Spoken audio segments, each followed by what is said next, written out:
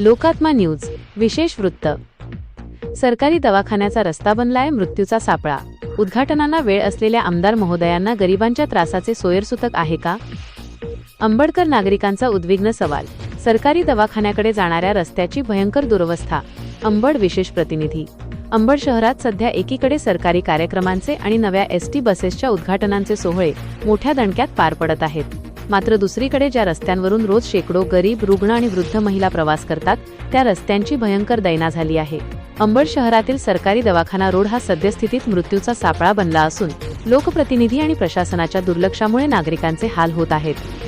गरिबांच्या आरोग्याचा रस्ताच बनलाय धोकादायक। अंबड येथील सरकारी दवाखाना हा सर्वसामान्य आणि गरीब रुग्णांसाठी मूलभूत आरोग्य सुविधा देणारा मुख्य आधार आहे, मात्र याच दवाखान्याकडे जाणाऱ्या मुख्य रस्त्यावर मोठमोठे खड्डे पडले असून पावसाळ्यात सर्वत्र चिखलाचे साम्राज्य पसरले आहे। रुग्ण आणि वृद्धांचे हाल। आजारी रुग्ण, गरोदर महिला आणि वृद्ध नागरिकांना या खड्ड्यातून व चिखलातून वाट काढत दवाखाना गाठावा लागत आहे। अपघातांचे प्रमाण वाढले। चिखल आणि खड्ड्यांमुळे दररोज दुचाकी घसरून अपघात होत असून हा रस्ता अपघाताचा केंद्रबिंदू बनला आहे। मुन्नाभाई बंगला परिसराचीही तीच अवस्था। केवळ दवाखाना रस्ताच नव्हे तर मुन्नाभाई बंगला परिसरासह शहरातील अनेक भागांत जाण्यासाठी रस्ताच उरलेला नाही। आमदार महोदयांना खड्डे पाहायला वेळ आहे का? अंबड आगारात राजमाता जिजाऊच्या नव्या बसेसचे उद्घाटन करण्यासाठी आमदार नारायण कुचे यांनी उपस्थिती लावली, मात्र या कार्यक्रमानंतर अवघ्या काही अंतरावर असलेल्या आणि गरिबांशी थेट संबंधित असलेल्या या रस्त्यांच्या दुरवस्थेकडे लक्ष देण्यास त्यांना वेळ नाही का, असा तिखट सवाल आता नागरिक विचारत आहेत। नागरिकांचा रोखठोक सवाल।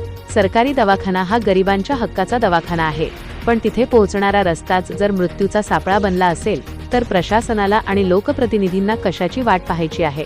केवळ फिती कापायला आणि कार्यक्रमांना हजेरी लावायला आमदारांकडे वेळ आहे, पण रस्त्यांवर उतरून गरिबांचे हाल पाहायला त्यांच्याकडे वेळ नाही का? आता तरी लोकप्रतिनिधी आणि नगरपालिका प्रशासन झोपेचे सोंग सोडून या मृत्यूचा सापळा बनलेल्या रस्त्याची दुरुस्ती करणार का, याकडे संपूर्ण अंबड शहराचे लक्ष लागले आहे। तुमचं नाव काय? निवृत्ती भूमकर आहे। काय जरा क्लिअर झाला पाहिजे, नंतर त्याला ताण नाही। येणारे जाणारे परेशान नाही व्हायला पाहिजे। बरं, कुठला रस्ता आहे? मुन्नाभाईची बिल्डिंग काढा। चालतंय। आणखीन काही